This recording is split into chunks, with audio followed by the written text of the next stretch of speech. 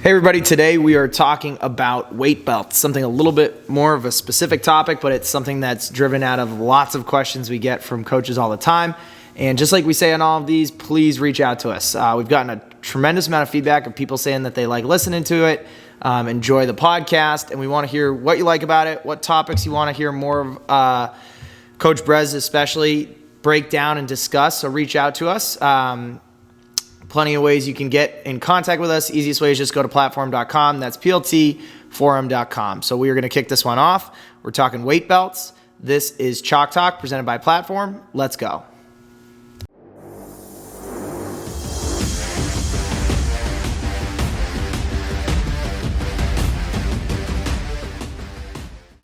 All right, so we are going to kick this off. We are going to be talking about weight belts, and we're talking about that big old strap that a lot of times we see people throwing around their waist, especially when we start to get into some heavier lifts. And, you know, a lot of times it gets associated with people trying to get a 1-rep max or anything else like that. I have used them. I have my own mixed feelings, and I have plenty of my own questions. But I guess right off the bat is, you know, what are they for? Okay, well, yeah, it's a loaded question, and shout out to Coach Ryan Wallstrom that kind of provided this as an idea, because I think it's something that we do take for granted with regards to strength and conditioning, let alone high school strength and conditioning, as something that just exists, right? Like weight belts are. And everybody has a different opinion on them. And interestingly enough, there's a lot of controversy, to your point, about whether or not you should. What's it for? What does it actually do? And there's a lot of weird kind of nuanced answers to that. I by no means was an expert walking in. I was much like you in that I've had my experience with them. I've used them at times for reasons given to me by coaches. I've used them because of instinct, and I've also not used them for very, very long periods of time. And I, to be honest, I didn't have much of a personal opinion on the matter. I was just generally a non-belt person. We don't use them. Full disclosure. We don't even own any in our weight room that I work with my athletes directly. I'm also not a hater on them. I've never made that a part of my training philosophy or approach. So I want to make that clear, is that I'm in no way, shape, or form a belt person necessarily, but I tried to do my best to go in and see what exists. Like, what are belts? Where did they come from?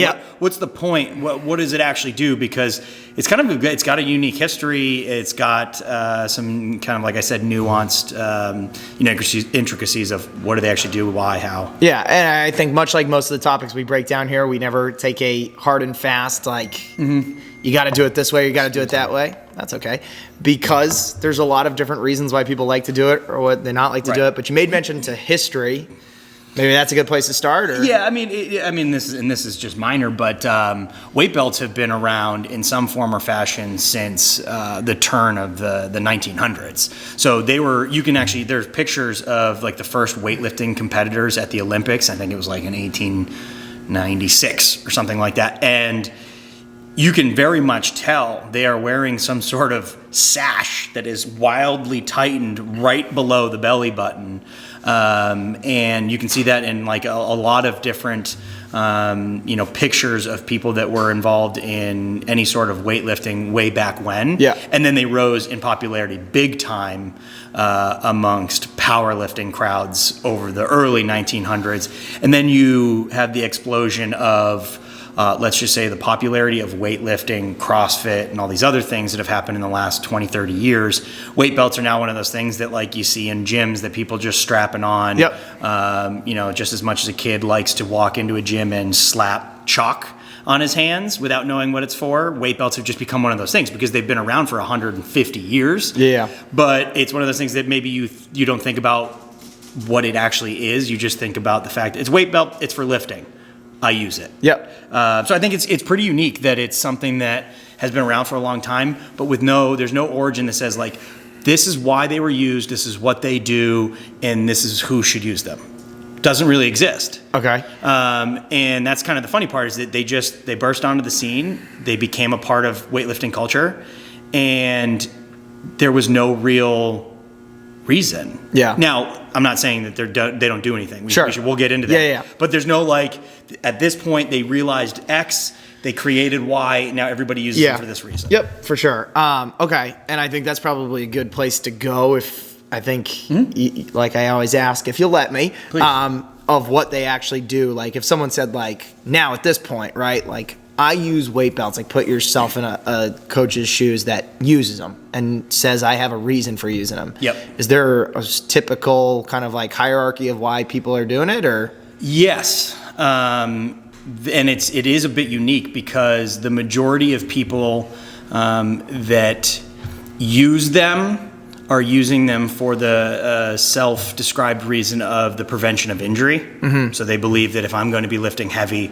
a weight belt is going to help keep me safe. Yeah. Now, just as kind of equally, very serious lifters use weight belts for an entirely different reason. So I don't know if this is going to make a lot of sense. People that use weight belts that aren't necessarily in tune with like weight, like they're not professional weightlifters, powerlifters. Yeah.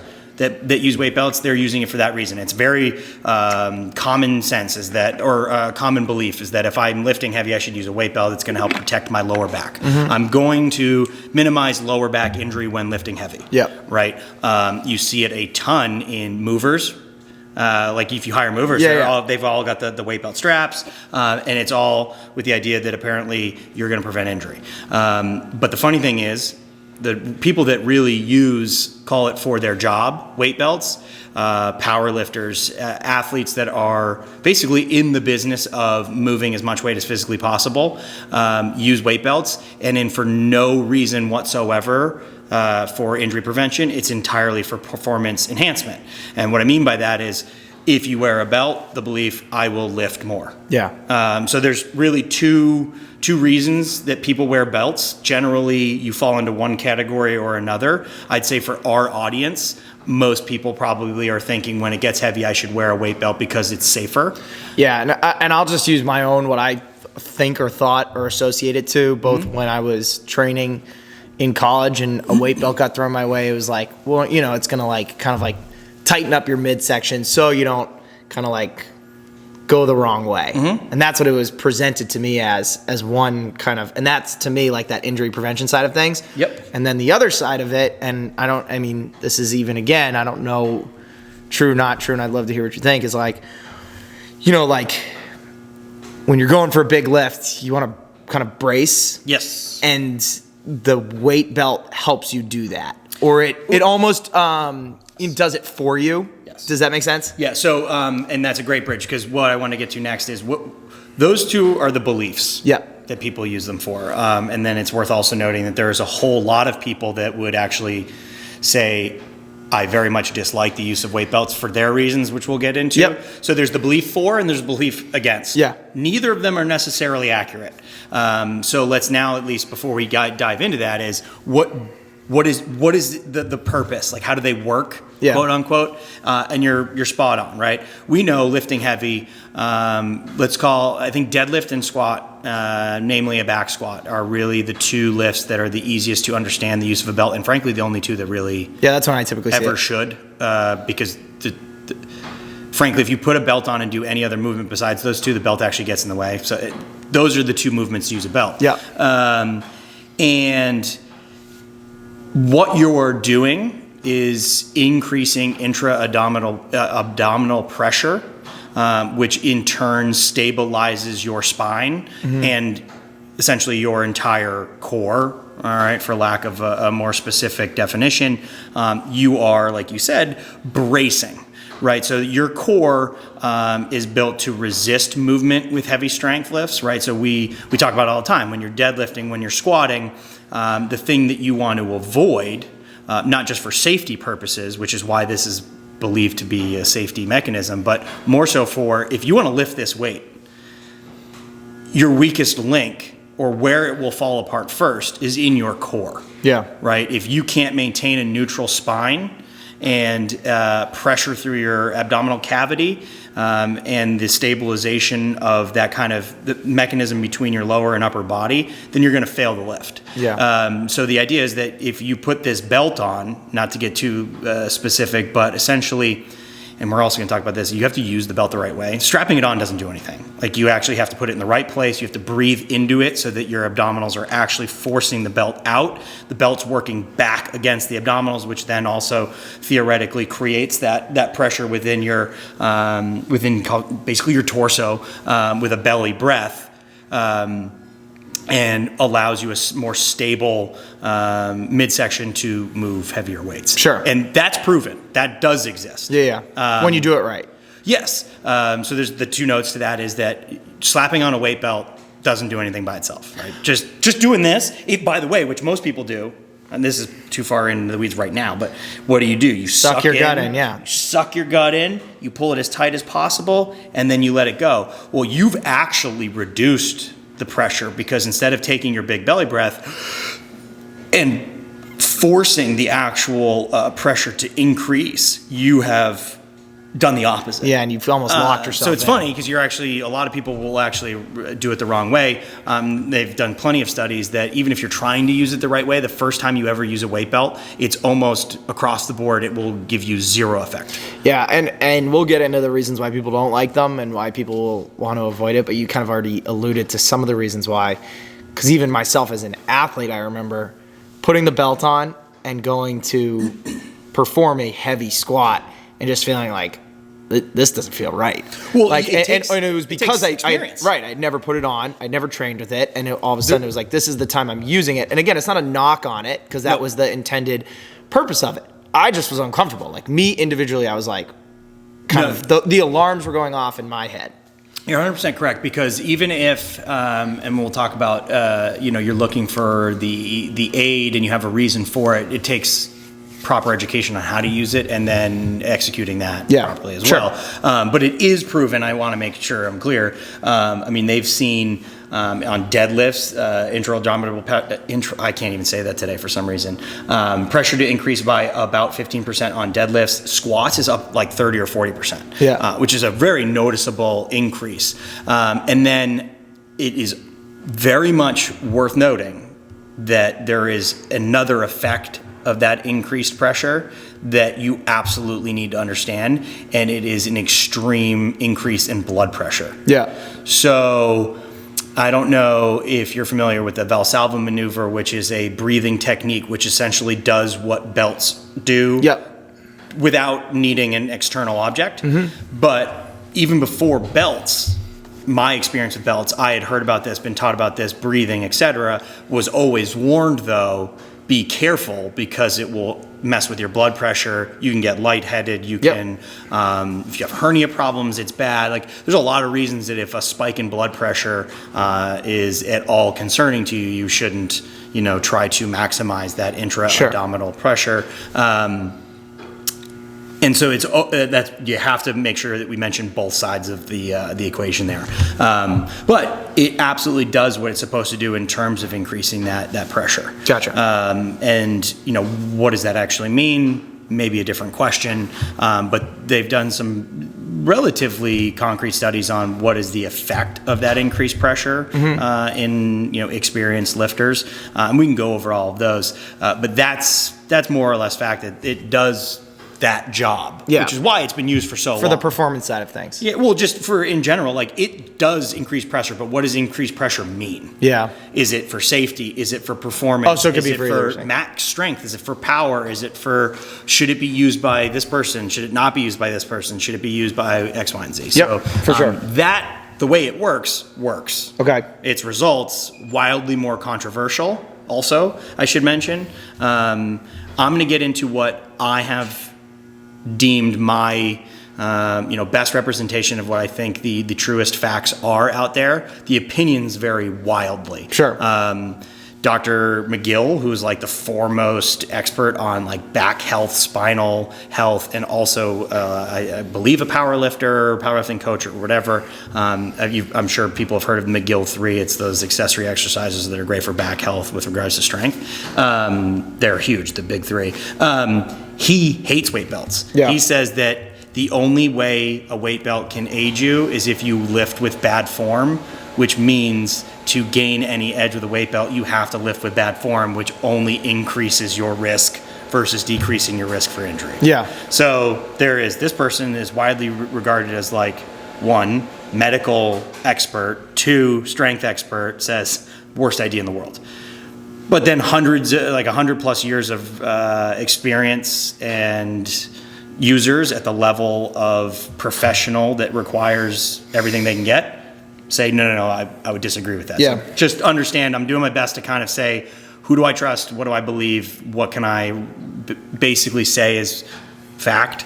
But as always, take it all with a grain of salt. Fair enough. And we can take it with a grain of salt. We understand, by no means is there like... I also don't want to get on McGill's bad side. We've talked about it in just about every topic in terms of like, you could make this compelling case for one way and another coach could come around and tell you the complete opposite. So fine. So then where do you want to go from here then? Well, so I think what we can do is, all right, so what are the actual outcomes of wearing a belt? So, and this one, I promise I will be brief. I will just say what we know and what we can prove or think we can prove. The first is that your maximum strength wearing a belt, your ability, your 1 rep max with a belt is going to be 5 to 15% higher than your 1 rep max without. Mm-hmm. Period. End this question. Your bar speed on strength movements. So a heavy deadlift, a heavy squat. Your heavy deadlift, you're going to actually move the bar faster off the ground than you would without a belt. Mm-hmm. Something like 1/3 of a second faster in that initial phase of the movement. Squats, your bar speed is improved, and even more, maybe not more relevantly, but more significantly, is increased over time. So if you're doing a lot of reps. Okay. So your first couple reps, probably no different. So if you're working strength, maybe you're working strength endurance or hypertrophy or whatever, you can actually move more weight faster. So you can either go more weight on 1 rep, move the weight faster for those reps, or you can move more reps with the same weight. All of these make relative sense because you are aiding your core, which is usually the thing to fail first. So you can basically perform weighted movements at a higher level. Sure. So we know that. And then there are kind of 1 or 2 other things worth mentioning. The first is not nearly as important, but worth mentioning. They've somewhat seen that if you wear a weight belt and you're performing something like a squat or a deadlift, because your core is stable, you will actually recruit more of the prime movers of whatever movement you're doing. So quads in the back squat or hamstrings in your deadlift. Yeah, you're not taxing the other things. Which is, well, I mean, it makes sense, right? If you can lift more, something's happening. So not only is your core stable, that doesn't just mean all of a sudden your legs are stronger. You turn more on in your legs so that you can actually move a heavier weight. Why is all of that important? As we'll get to, like if you can move more weight, theoretically you can generate more strength over time, right? Your strength improvements are bigger. Same thing with power or hypertrophy. You can move the same weight more reps, bigger, more size or whatever.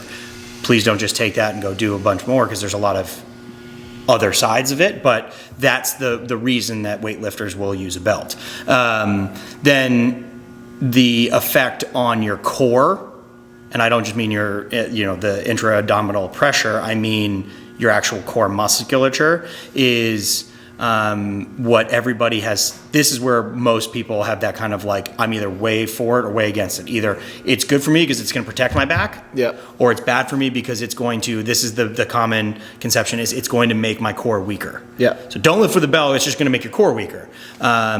They've done studies and essentially your core is not, the muscles in your core do not operate really any differently with a belt on or off. If anything, they activate slightly more with one on. Sure. Which would make a bit of sense because if you're using one, training with one, you are working all of those proper techniques that are actually forcing engagement, right? You're not just strapping one on, it's turning on muscles. You are using it with intention, you are thinking about it, and you are locking that core down. Yeah, right. So does it make your core weaker? No. But does it radically like lock your core down so strongly that you could never hurt yourself? Absolutely not. And then 3, there is no research, no proof, nothing. There aren't even really studies on it that say anything about whether or not it will affect the rate of injury. Just doesn't exist. Okay. That is anecdotal at best and not even shared by the people that use it professionally. So I would personally just, again, what I'm looking at, like if you're wearing it for anything injury prevention related, you don't need to. If you're using it because at a certain percentage, my 1 rep max, I'm trying to overreach, whatever, I have great form, and I'm just trying to get that extra 5-10 pounds because my livelihood, my competition, my whatever is dependent on how much weight I can move, then yeah, it can work. Yeah, not typically what a lot of our audience is striving for. So I'm going to pause you. Yeah, please. I never thought that we could spend this much time talking about a weight belt, which is unbelievable. And you mean I didn't hit the under on 20 minutes? And if you can't tell, Coach Brez is mainlining some coffee. So we are going to just take a quick pause so you can exhale. Yep. I can plug our website, and then we'll jump back in. All righty. All right, before we jump back into the second half of this episode, a friendly reminder to reach out to us with any questions, anything that you have. This is obviously a topic that you could really kind of feel strongly one way or another, but we welcome, what you guys think in terms of using it, not using it, anything like that. So please reach out to us at platform.com. That's pltforum.com. And a friendly reminder, this podcast itself was started from a question from one of our coaches out there, and Coach Wallstrom. We want more coaches to reach out to us so we can keep this as relevant to our group as possible. So with that, we'll jump back into the second half of the show.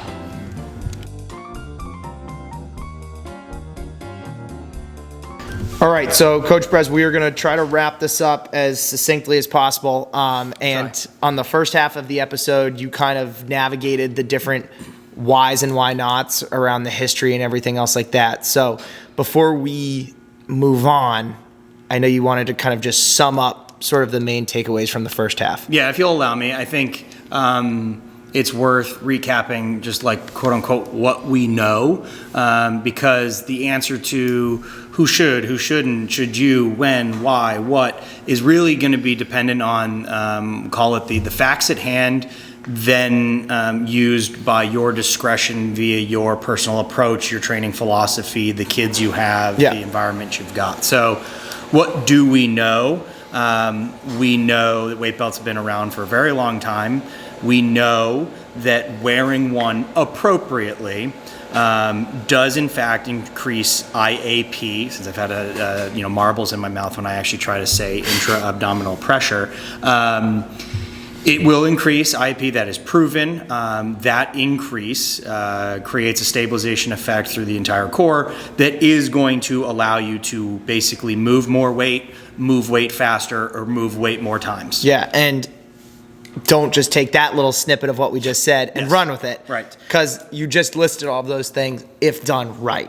And I know you did a little bit of research on it in terms of like even how you're supposed to wear it, and found that even for different exercises or different heights, there's all these different indicators of what you need to do, right? Yeah, and I'm in no way, shape, or form an expert there. I was actually, my eyes were open because again, I haven't used one in a long time, right? Yeah. Nor my athletes.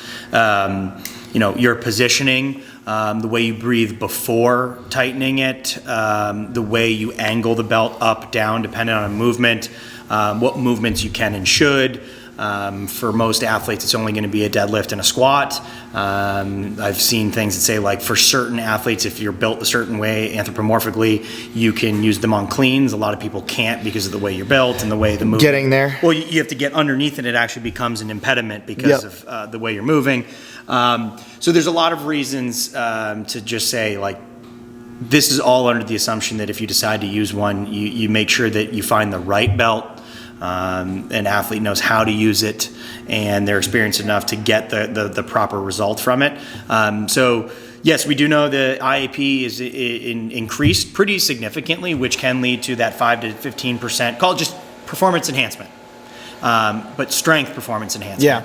And It also, and this will transition us into the who should not and everything else, it also very much, without a doubt, directly leads to a spike in blood pressure, right, while you're lifting. And what it does not do, just give me that one last time to say it, it does not directly prevent injury. Yeah. Right? That's been a common convention for a long time. There's no research for that. There's no real reason that became the thing that people And that believe. is to say, like, as things get heavier, put this belt on to make sure that, like, you don't lose or you don't put yourself in a bad position to get hurt. Mostly it was, if you're lifting heavy, you can protect your lower back by strapping a belt around it. Yeah. And if you think about that, like, what is a belt going to do to your lower back? Realistically speaking, that's going to save that piece of real estate. Yeah, sure. When everything else is completely controlled only by you. Yeah. And anyway, there is no real injury prevention effect in the most direct, literal, like, wear this to prevent this type of scenario. Yeah. So what can it do? It can improve performance in those specific areas, but it also very much, because of the increased IAPs, it will increase blood pressure or cause potential spikes in blood pressure as well. So the first thing, and I feel like I should almost read this verbatim, is who should not, like, not like a think about it or be careful, is if you have blood pressure problems or issues exacerbated by blood pressure elevations, you'd be better off not using a belt ever, nor those breathing techniques that do the same thing. Valsalva, yes. So, even things like hernia, those things are exacerbated by, spikes in blood pressure, so know what you should avoid by knowing what affects you adversely before you even think about it. Okay, good. And so you already did some of the should nots, and we'll get to probably a few more along the way, but, like, who should? Like, is there anyone that, like, fits the category of, like, you should wear it, or there's a really clear, distinct reason of, like, this is why they're wearing it? So I'm basically relying on the author I mentioned earlier, which is Greg Nichols, and to be honest, I hope I'm not butchering his name. It's spelled Nuck. I've read him forever, and I've never actually heard him pronounce his own last name, so I don't know if it's Knuckles. Well, now listen, Greg, if you're listening, if you're listening, please come on down. Yeah, give us a shout out. We'd be happy to chat. That'd be really cool, because I trust their approach and his approach specifically in that he looks at every single piece of literature and then also conventional wisdom, personal experience, third-party personal experience, and puts it all together in an objective answer. And I'm relying on him. And basically what he said is, first, again, those people that should not were those ones that might be worried about blood pressure issues. Who maybe should not, like, you should, is it worth it type of thing is, and I'll read it, his words verbatim here is, those athletes whose sport is not directly tied to how much they can lift, team sport athletes, track athletes, etc., you can make an argument that there's just no reason to.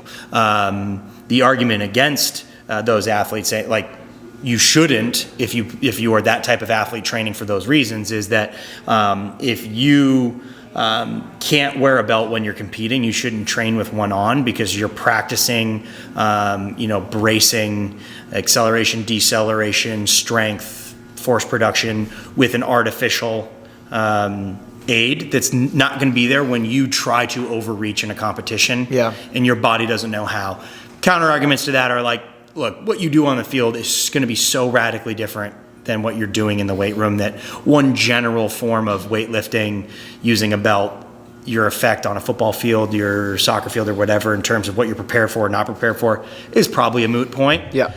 But I think the point remains that, if you're not literally competing at weightlifting, do you need to have a belted 1 rep max squat and an unbelted 1 rep max squat?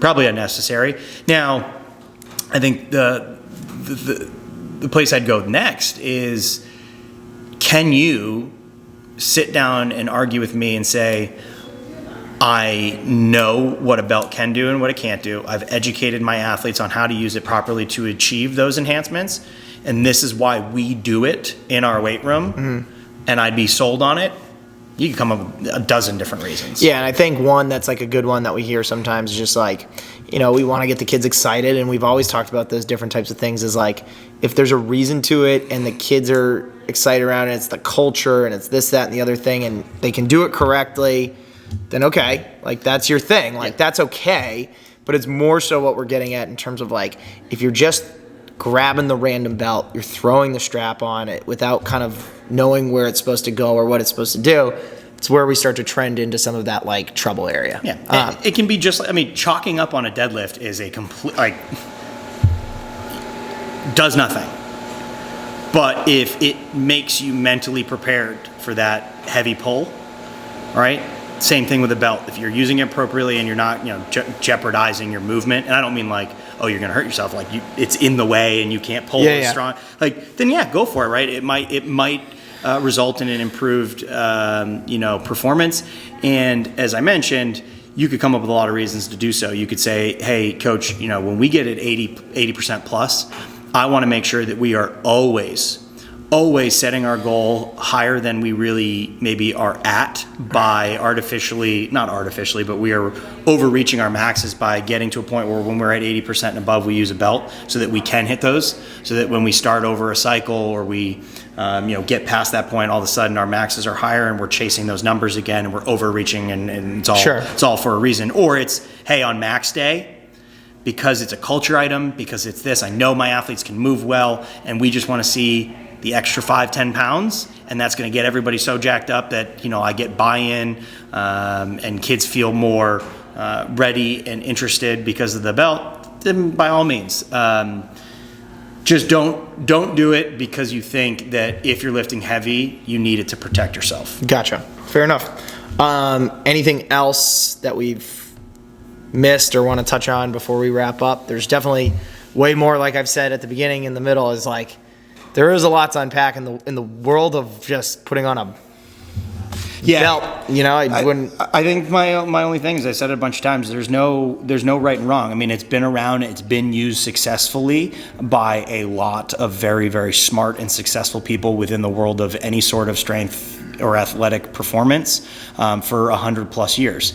There are also really smart people that say it's just really not that good of an idea. Is it going to hurt you? Not necessarily, but you're not going to get anything out of it unless XYZ that aren't good for you happen. So you could make an argument in either side of the aisle, and I think it really just comes down to, do you know what you know, aka these do this for this reason, and this is why I'm going to use them, and this is how I've taught my athletes to do so. If you have those things, then it's either one. Yeah, and one thing I did want to get to and make sure that we touched on a little bit is, like, a lot of times this conversation stems from like, well, I have one or two, they're a certain size, should I go out and buy a bunch more? And that's where a lot of it comes from, is like, well, should we make the investment in weight belts so we have a full slate of them in our weight room so everybody's got the right one? It would never, this is just my personal opinion, it would never make the list of things that I need to go buy, right? Because you need a significant amount of them. And then has that fundamentally changed anything in my weight room that I am interested in? Mm-hmm. No. Because it hasn't improved weight room flow. It hasn't allowed more athletes to work out. It hasn't given me the ability to program more things. It has simply allowed maybe a 5 or 10 pound increment on some athletes on paper max or 1 rep max or whatever. And if they know how to use it, and then that adds actually to what I have to prepare athletes for. So would I? No, because I'm a big fan of get a lot of the basics. Save that money. If you have $500 and you're like, I want to get a bunch of belts, if you don't know what else to get, save that $500. Maybe it's $1,000 6 months from now, and then you can go invest in a whole bunch of new barbells. Which I think makes a world of difference, or whatever else you might be looking for. For sure. All right, cool. Well, that's a good place to stop. I think, like we've talked about over and over again, reach out to us with any questions, any comments, any feedback. Thanks again to Coach Wallstrom, who kind of had the idea or wanted us to chat about this. Really appreciate that. Anytime you guys have questions, I'll do the legwork. I'll just go in and dive into the research and the experiences out there and see what I can come up with. Yep, for sure. And what I think I will plug you, Coach Brez, is in terms of balancing, like you talked about, like the research, the conventional wisdom. There's never going to be this like hard and fast rule for a lot of different things, as we all know, in education, athletics, strength and conditioning. So keep up that kind of positive conversation and communication that we're trying to do here. And, come join us at any point. Like I've always made calls for it too. If you want to jump on a podcast, an episode, more than happy to have you as well. So thanks again for listening, checking this out. Remember, at Platform, it's always in pursuit of better.